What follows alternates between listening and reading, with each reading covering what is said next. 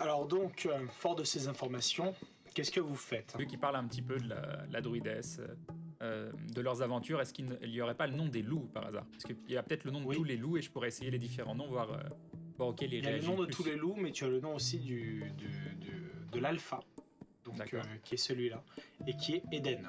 Eden. Eh ben, heureux de te rencontrer. L'adresse que Eden. ça ignorait. J'espère que tu voudras bien faire un petit bout de chemin avec nous.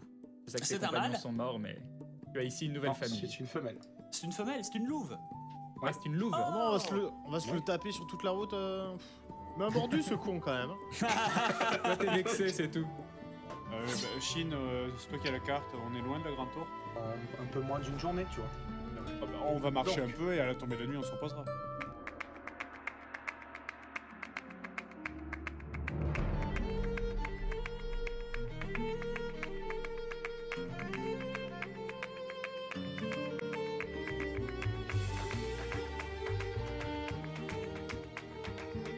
C'est l'intendant, tel qu'il est Inspire dessiné dans le confiance. grimoire.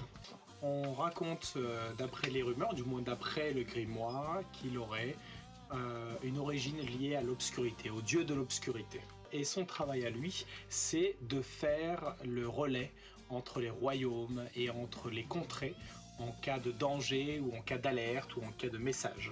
La carte indique donc le passage obligé, parce qu'il y a une immense muraille qui entoure la vieille tour et qui est aux deux tiers donc cernée par des montagnes.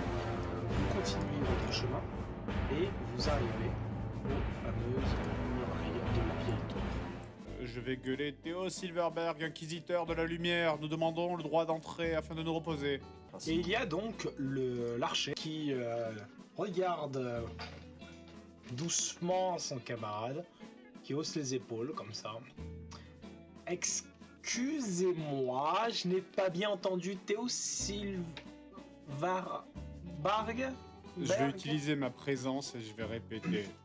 Théo de Silverberg, inquisiteur national. Nous requérons le droit d'entrer afin de pouvoir nous reposer. Nous avons eu une longue journée. Ouvrez-nous. Nous sommes aussi porteurs de terribles nouvelles. Apparemment, sur vos terres, nous avons la preuve que sur vos terres sévit un mal bien plus grand dont votre seigneur doit être informé à l'instant. Nous vous prions de nous Seigneur laisser passer. Théo de Silverberg, vous laissez ainsi parler vos sbires? Sbire.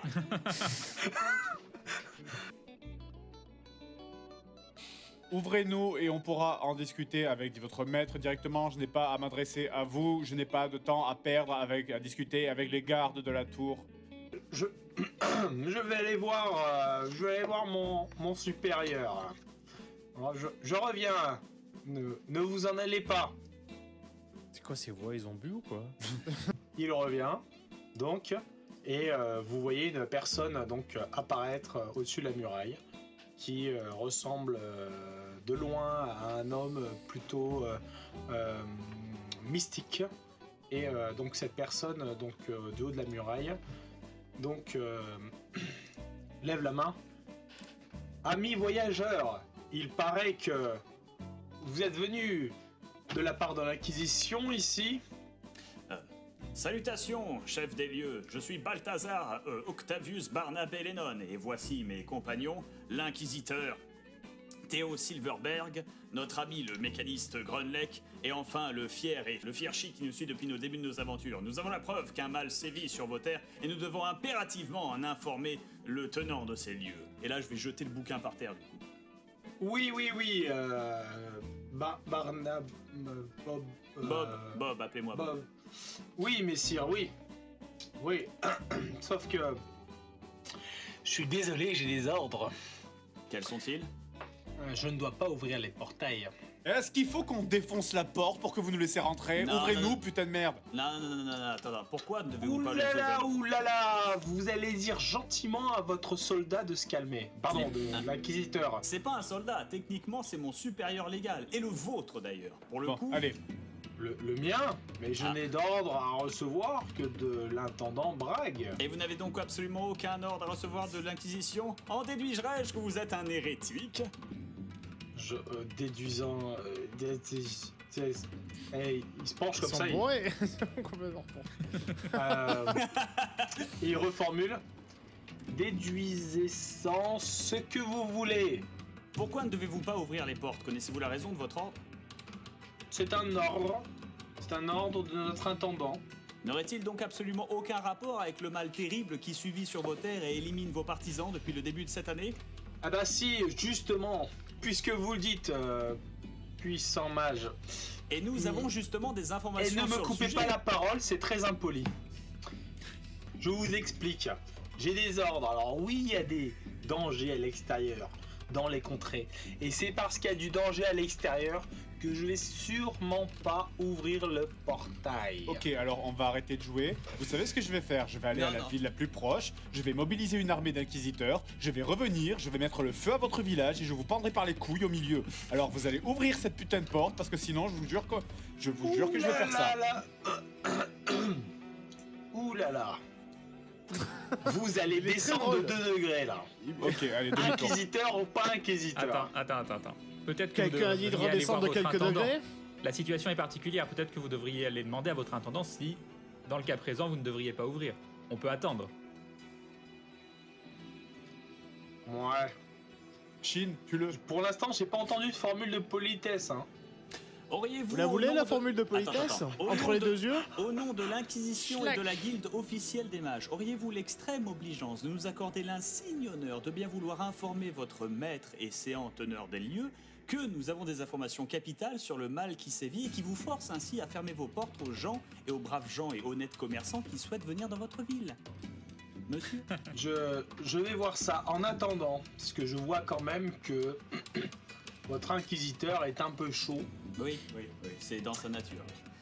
Donc je vais avertir mes hommes, histoire qu'ils soient bien préparés à ce genre de choses. Je compte sur vous pour ne pas bouger d'ici. Parfait. Et à ce moment-là, il y a Eden qui lève la tête et qui a quelque chose qui attire son attention le long de la muraille et qui commence doucement à y aller. Messire Bob, puissant mage et grand inquisiteur de la lumière, ainsi qu'honorable archer et grand mécanien, Mécanin, nain, c'est pas grand nain, attendez ici, je dois en avoir pour maximum 8 jours. Mais Ça je vous sera un pré- non, joli, mais joli je vous bas au préviens, fer Attends, d'honneur, mais... Une Très fois bien. qu'on est dedans, je les tue tous. Très bien, Et lui très le bien, premier. très bien. Je Nous mets une avons- l'épée entre les deux. Nous quoi. avons entendu votre demande et nous vous remercions d'accéder à notre noble requête, noble messire. Mais c'est normal. Nous serons à cet endroit précis dans 8 jours lors de votre retour avec l'annonce officielle de votre maître. Mais c'est normal. Vous savez, j'ai à cœur de faire correctement mon travail. Et c'est en voyant des personnes aussi investies que vous et aussi polies et voilà. Et tant mieux. On ne défie pas l'autorité du gardien de la porte.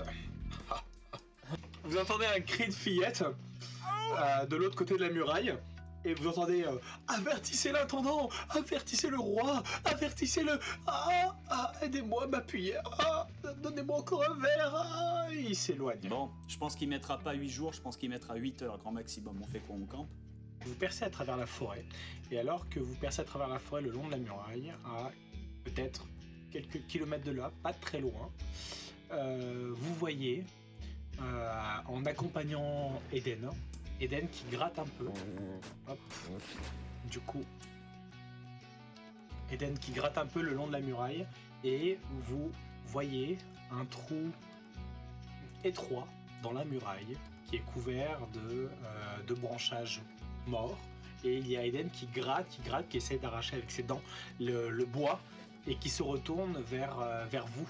Cet endroit n'a pas été fréquenté depuis longtemps. Si ce n'est que tu reconnais donc une certaine humidité se dégager du sol et tu penses que le chemin va se poursuivre sous terre.